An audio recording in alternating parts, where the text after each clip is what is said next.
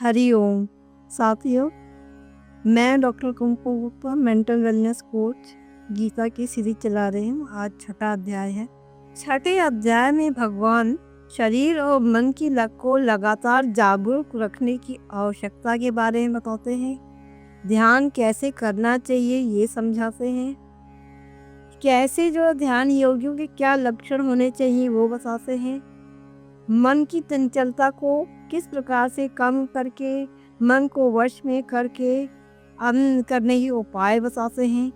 अच्छे कर्म करने वालों की कोई दुर्दशा नहीं होती है, ऐसा भगवान ने हमें बताया है इस अध्याय में। साथियों, ये यथार्थ गीता की पुस्तक है। ये इंग्लिश में है। मैं एक दो श्लोक इंग्लिश में भी आपको सुनाती हूँ जिससे आप लोगों को ज़्यादा समझ में आएगा शायद। The Lord said, the man who performs the ordinated task without desiring its good, rather than one who just gives up lightning the sacred fires or action, is sannyasi and yogi. Remember, O Arjun, that yog, selfless action, is the same as the renunciation knowledge, for no man can be a yogi without a total rejection of desire. अब मैं सरल गीता जो गोरखपुर की है उससे आपको हिंदी में सुनाती हूँ। ओम श्री परमात्मने नमः। असा षष्ठोऽध्यायः। श्री भगवान उवाच अनाश्रिता कर्मफलं कार्ये कर्म करोति यः स सन्न्यासी च योगी च न निर्विघ्न न चक्रीय। फिर भगवान बोले, जो पुरुष कर्म फल का आश्रय न लेकर करनी योग्य कर्म करता है वह सन्यासी तो योगी है, और केवल अग्नि का त्याग करने वाला सन्यासी नहीं है, केवल क्रियाओं का त्याग करने वाला योगी नहीं है। हे अर्जुन, जिसको सन्यास ऐसा कहते हैं उसी को तो योग जान, क्योंकि संकल्पों का त्याग न करने वाला कोई पुरुष योगी नहीं हो सकता। योग में आरूढ़ होने की इच्छा वाले मननशील पुरुष के लिए योग की प्राप्ति में निष्काम भाव से कर्म करना ही हेतु कहा जाता है, और योगारूढ़ हो जाने पर उस योग रूढ़ पुरुष का सर्व संकल्पों का अभाव है, वही कल्याण में हेतु कहा जाता है। जिस काल में न तो इंद्रियों के भोगों में और न कर्मों के में ही आसक्त होता है, उस काल में सर्व संकल्पों का त्यागी पुरुष योगारूढ़ कहा जाता है।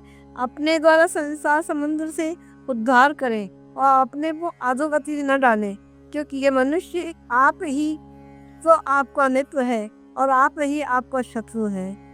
मतलब यदि हम ये मनुष्य जो है अपनी आत्मा का ध्यान रखें और अपने को अधोगति में न डाले। अब हम खुद ही अपने मित्र हैं, खुद ही अपने शत्रु हैं।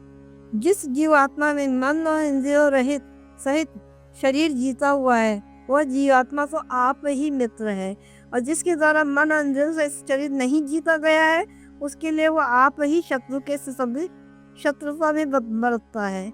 सर्दी गर्मी सुख दुख आगमन आदि में मान अपमान जिसके अंतरण की वृत्तियां भली भांति शांत है, ऐसे स्वाधीन आत्मा वाले पुरुष के ज्ञान में सच्चिदानंद घर परमात्मा सब प्रकार के स्थित है, अर्थात उसके ज्ञान में परमात्मा की सिवा अन्य कुछ नहीं है।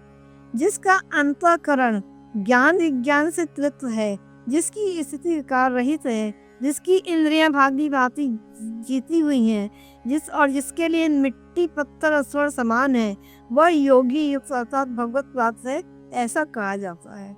सुहृदय मित्र वैरी उदासीन मध्यस्थ द्वेष्य और बंधुगणों में धर्मात्माओं में और पापियों में भी समान भाव रखने वाला अत्यंत श्रेष्ठ है। मन और इंद्रियों सहित चरित्र को वश में रखने वाला आशा रहित और संकर रहित योगी अकेला ही एकांत स्थान में स्थित होकर आत्मा को निरंतर परमात्मा में लगावे।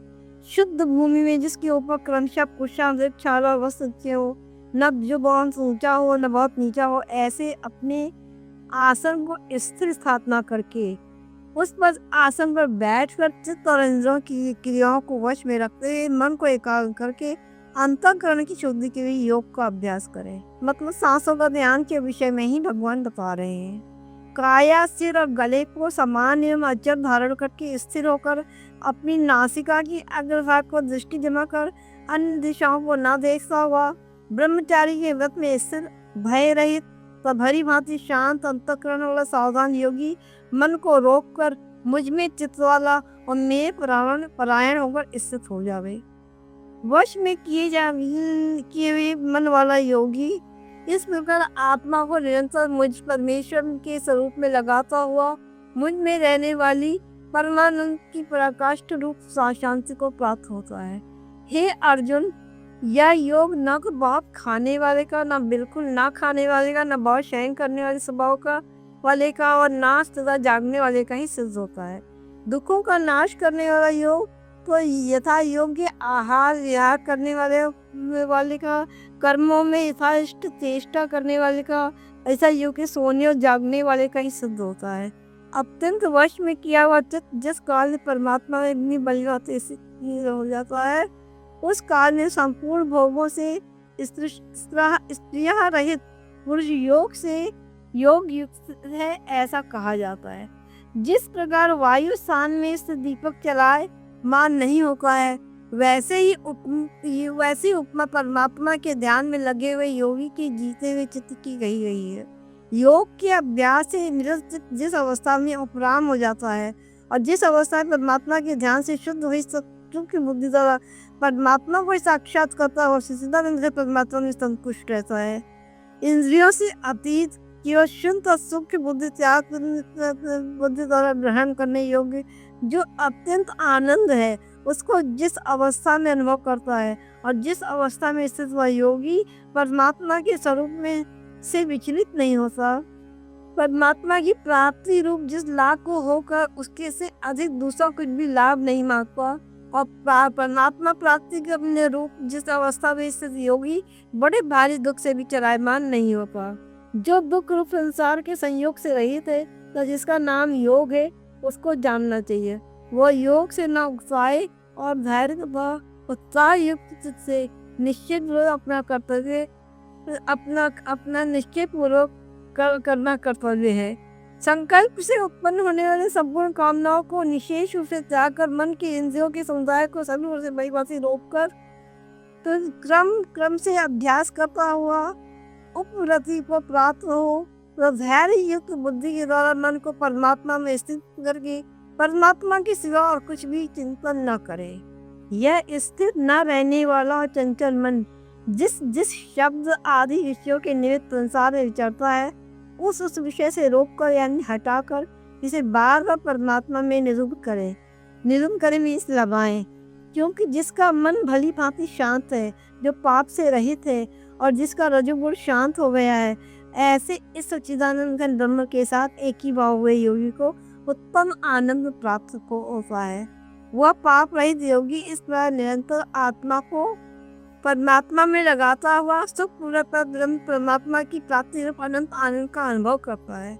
सर्वव्यापी अनंत चेतन में एक ही भाव से स्थित रूप योग से युक्त आत्मा वाला तथा सब में संभाव से देखने वाला योगी आत्मा को संपूर्ण भूतों में स्थित और संपूर्ण भूतों में आत्मा को कल्पित देखता है। जो पुरुष संपूर्ण भूतों के में सबके आत्म रूप मुझे वासुदेव को ही ज्ञापक देखता है, संपूर्ण भूतों को देखकर मुझे वासुदेव के अंतर्गत देखता है, उसके लिए मैं अदृश्य नहीं होता, वो मेरे लिए अदृश्य नहीं होता। जो पुरुष एक ही भाव में स्थित होकर संपूर्ण भूतों में आत्म रूप से स्थित होकर मुझ सच्चिदानंद घन वासुदेव को भजता है, वह योगी सब प्रकार से बदलता हुआ भी मुझ में ही बरतता है।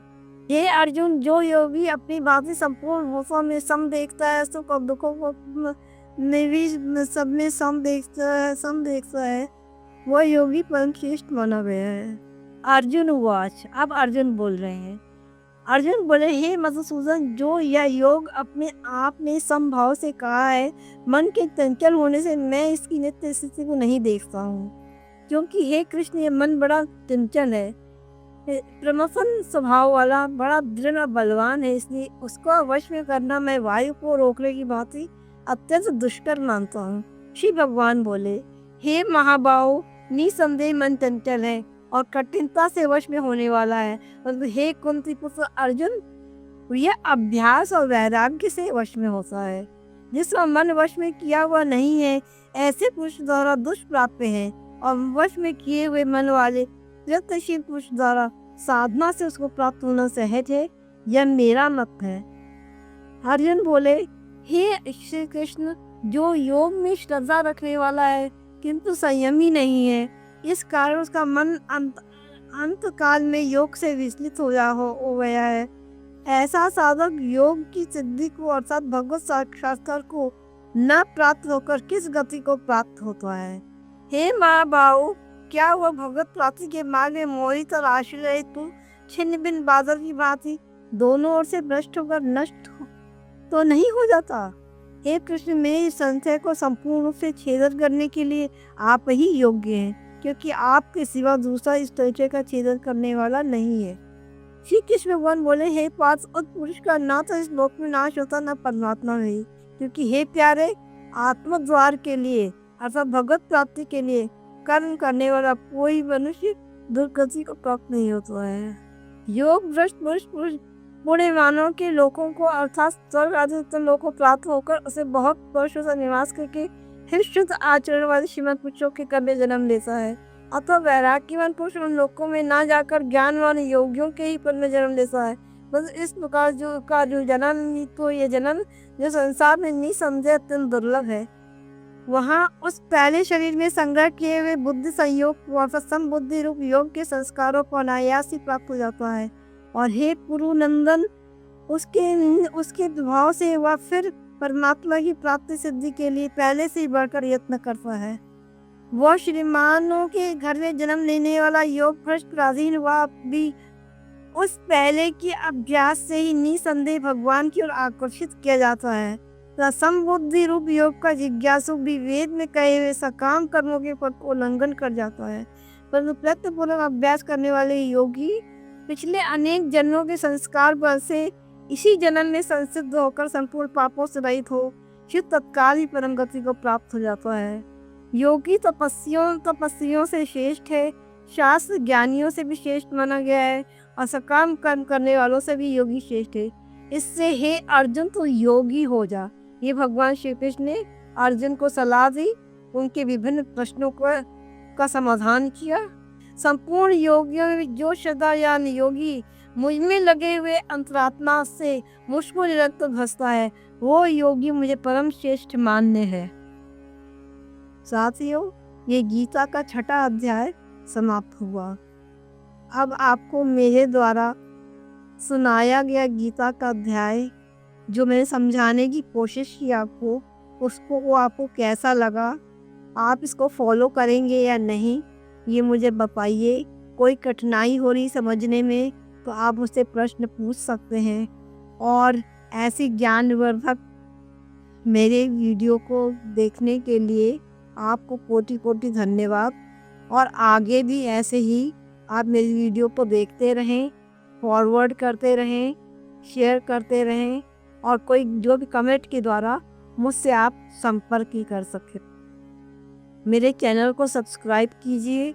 मैं लाइव भी आने की कोशिश करूँगी, 2-3 महीनों के अंदर मैं लाइव भी आ रही हूँ, तो आपकी समस्याओं का समाधान करूँ और आप इससे लाभान्वित हो, ऐसी मैं आशा करती हूँ। हरि ओम। राधे राधे।